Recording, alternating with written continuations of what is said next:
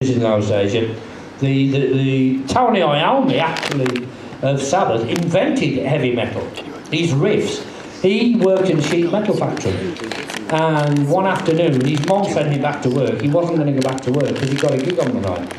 His mum sent him back to work, and he chopped off the tips of his fingers in the metal factory, and he replaced them with like thimbles. He put metal things on the end of his fingers, and he relearned to play. And he could only play with two fingers, like Django Reinhardt did. He could only play like that, and he invented the metal riff by playing that way, and that's what became called heavy metal in the end. And actually Iommi invented it, and even the Yanks take credit for inventing every sort of music, even though they didn't. But heavy metal, they do actually hold their hands up and say it did come from Birmingham, and it did, yeah. What was it? How did you adapt to your new image that you had to have originally? Was it Chas Chandler who said to you, "You've got to become a skinhead in order to"? He wanted to set us apart from everybody else. I mean, we did look like pretty much everybody else. We didn't really, because we looked more colourful than anybody else that was going around. We always did, right from the day we formed. I remember going to the first stores to buy our stage outfits, and me and Dave Hill would go as over the top as possible. Go on, Nod. And Jim and Don, Jim especially, would look in aghast at us. We'd fetch these coats off the rail, and he said, "You're not going to wear that on stage." "Yeah, of course we are." And he freaked, Jim. I totally freaked, because he was never into the dressing up or anything, Jim. And he used to get totally embarrassed. And me and Dave would get this sort of colourful outfits, even way before we became successful. And Dave used to actually walk around Wolverhampton. He'd wear a cape and a wizard's hat, and he'd walk around Wolverhampton. This is mid-60s. I mean, he was as daft then as he's daft now. So, but that was him, and that's what he liked to do. He was an eccentric in that way, that he liked to do that. And when Chas discovered us, for want of a better word, we'd been going probably 3 years up to that point, and we were pulling in crowds live, and Chas loved us live. Well, the first time he came to see us, Chas Sandler, he was the guy who discovered Jimi Hendrix. He produced and managed Jimi Hendrix. He was the bass player in the Animals, the group The Animals, and after he finished with Hendrix, he then took us on. We were his next project, and he wanted an image that would set us aside from everybody else that was around at the time. And at that point, the skinhead thing was totally fashion. It was not political or anything. It was a fashion statement thing. And we were playing ballrooms at that point to a lot of skinhead audiences. And he said, "Oh, I think we should give you this image to set you aside from everybody." Now, Dave hated it with a vengeance.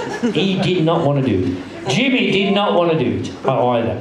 Me and Don, we were okay with it. We were fine with it. Anyway, he managed to talk Dave into it. And we went down to this hairdresser's in the middle of Soho, a guy called Harry, who still cuts me hair now, Harry, yeah. He was that one who gave Jimi Hendrix his mad haircut, because Hendrix had greased back hair when he first came to UK. Harry invented the Jimi Hendrix hairstyle. And he cut our hair off and gave us our skinhead haircuts. And Dave freaked. Dave did not like this. And we went home back to the Midlands the day down the night after we'd had our haircuts, and we were all in bed. We were pretty much, I think we were still living at home then. And I remember my mum coming up, and I'd had this mass of hair previous when she'd seen him, and then she saw this crop of hair. I had no hair. They used to call me the pink head, because my hair was that short. They used to call me the pink head, and Don was the blue head, because we had ours really shaved. Dave and Jimmy went only about half an inch, so theirs wasn't really right down, but mine and Don's were. And my mum freaked when she saw it, in the morning. But it did set us aside from everybody else. And the Enemy gave us a front page spread, because nobody had ever done it before. It was totally unheard of, that you went out of your way to look like this heavy band. It's quite a thuggish look, though, isn't it? It was a thuggish look. And it did backfire in terms of television and radio. Television and radio, really, we struggled to get any television or radio because of the look. Nothing to do with the music, just the look.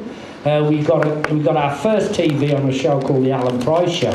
And we only got that purely because Alan Price was in The Animals with Chas Chandler. So he gave us a shot on his TV show. And we did, I think, one early Top of the Pops as a new release, looking like that as well. But it backfired us from that point of view.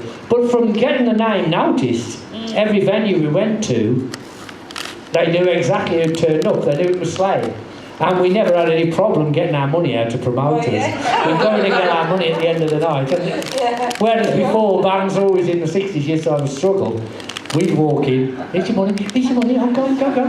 Did it used to kick off, though, with the audience, and you played gigs where people would be fighting?